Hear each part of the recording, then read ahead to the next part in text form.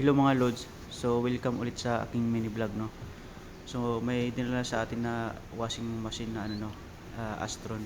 So sabi ng customer, kayang pigilan ng kamay yung ikot niya. So sa ganitong sira mga lods, palit na ng kapasitor. So isaksak natin, try natin. So ayun, saksak natin. So yun natin no. So ayun mga lods, no, try kong hawakan no. So kayang pigilan. So i-repair na natin mga lods no. So ayan, kailangan nakabunod sa saksak no. So i-repair na natin. Let's go.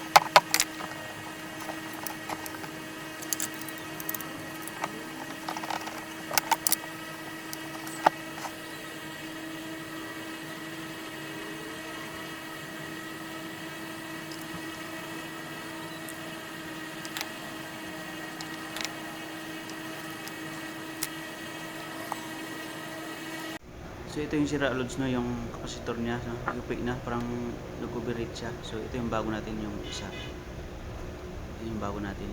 So palitan natin ng kapasitor no. So kabitan natin.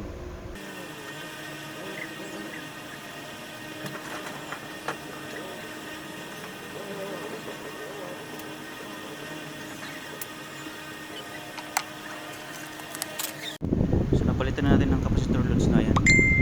So try na natin no. So ayun yung bago ng kapasitor lods. So ito yung luma. So parang bumubo siya, nag-overheat siya. So try na natin, saksak na natin. Saksak na natin. So try natin. Ayan, saksak na natin. Tapos on natin. Ayan natin. So ayan lods. So ayan, lakas na lods. Sobrang lakas siya load. So ganang sira loads, palit ka lang ng kapasitor. Kasi may hindi na siya may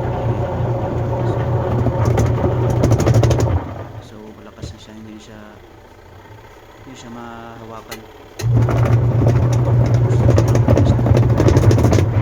So ganyan ang loads pag kaya mo siyang hawakan sa kailangan mo siya palit ng kapasitor yun no? So hindi na siya na mahawakan.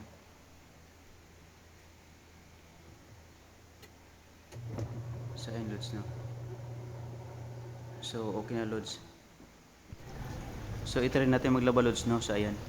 So nagsalang ako ng isang salang flex. Ayan loads, lakas na. So parang bago na ulit yung iikot niya yun no.